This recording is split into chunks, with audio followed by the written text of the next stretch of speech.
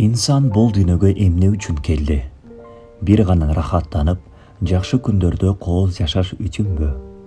Кээде биз бул дүйнөгө эмне үчүн келгендигибизди жана жашообуздун максатын унутуп, бир гана рахаттанып, таттуу жашашым керек деп ойлойбуз.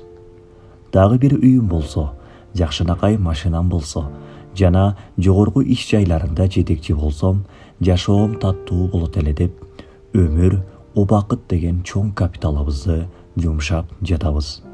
Айрымдар бул максатты көздөп, өз билемдик, өзүм гана болсом, башкалары мени кызыктырбайт, көңүлү ооройбу, акысына кереминби айырмасы жок. Акча тапсам болду, акча менен гана жыргап жашайм деген түркөйлөр да жок эмес. Макул, жаша, жашоо сеники, каалагандай жыргап куунап жашай бер. А бирок акыретиң эмне болот? Чынында инсан дүйнөгө жыргап, рахаттанып жыргал үстүндө гана жашаш үчүн келген жок. Бунун эң чоң далили ушул. Дүйнөгө келген адамдардын баары кайра бир күнү кете тургандыгы, жаштардын картайгандыгы, өлүм менен ар күн сайын адамдар бири-биринен ажырагандыгы. Ооба, эгер бул дүйнө рахаттануу жери болгондо, сөзсүз бир адамдын жаркын маанайын бузуп, алдынан өлүм чыкмак эмес. Жаштар картайбай, ар күн сайын көз жумган 350 000 адамдар убакыттын өтүүсү менен денелерге бырыштын түшүүсү, жакынын жоготуу менен сыздаган жүрөктөр болмок эмес. Демек, булардын баары бул дүйнө чыныгы жыргалчылык дүйнө эмес экендигин көрсөтүп турат. Андай болсо эмне үчүн акыреттин амалдарын экинчи орунга калтырып, дүйнө иши үчүн бүтүндөй алтындан кымбат убактыбызды жумшап, жада калса ден соолукту бузуп, кайра аныктарылоо үчүн ошол тапкан акчаны коротобуз. Ооба, бул сөздөрдү укканда айрым адамдар, демек силердин оюңарча эч нерсе кылбай, Кудайым мага бер деп алакан жайып олтура берелиби деген суроо бергиси келсе керек. Жок, мен бул пикирди айтпадым. Буга бул хадис менен түшүндүрмө берели. Пайгамбарыбыз Мухаммад саллаллаху алейхи вассалам, силер бул дүйнө ишин өлбөчүдөй жасагыла, ал эми ибадатты азыр өлүп калчудай жасагыла деп айткан эле. Мына бул хадис ачык айкын түшүндүрмө болду десек болот. Ар бир адам бактылуу болгусу келет.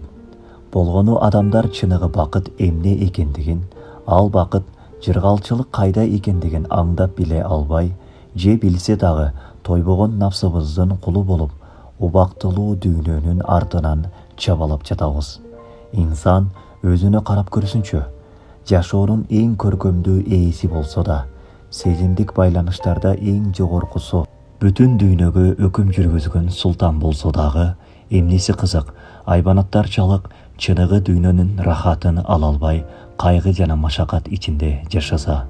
Өткөн күнүң өттү, келечегиң боло элек, бирок аны көрбөй жатып, эмне болот деп коркосуң жана ойлоносуң.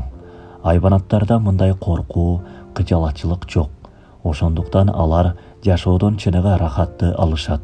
Демек, инсан бир аз болсо дагы чыныгы дүйнө рахатын айбанаттарчалык ала албай жатканын билиши керек.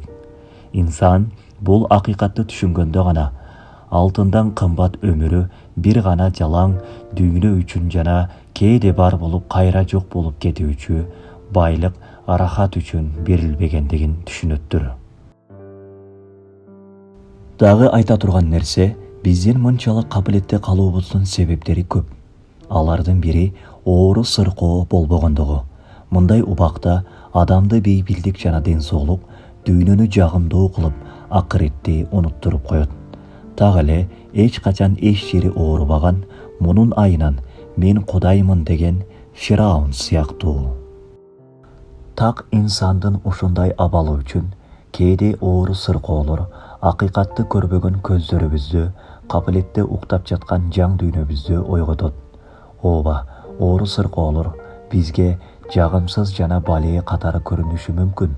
Бирок негизинде оору сыркоолор, эй адам баласы, сен алсыз адамсың. Карачы кыйналганыңды, Esençilikte rahattanuudan başың çıkpayt. Ал жыргалчылыктар сени убактылуу гана алдап жатат. Аларды ташта, Кудайды эсте, өлөр күнүңдү жана кабырга кирериңди эстечи. Акыретиң үчүн даярдан, сага бул жер түбөлүк калуучу жай эмес деп, Аллахты жана акыйкатты көрсөтүп жаткандыр. Жараткан Аллах Таала ар бир адамга мен кайдан келдим, эмне үчүн келдим жана кайда барам деген суроо берип, ал суроонун так туура жообунун негизинде жашашты жараткан Аллах Таала баарыбызга насип кылсын. Ассаламу алейкум.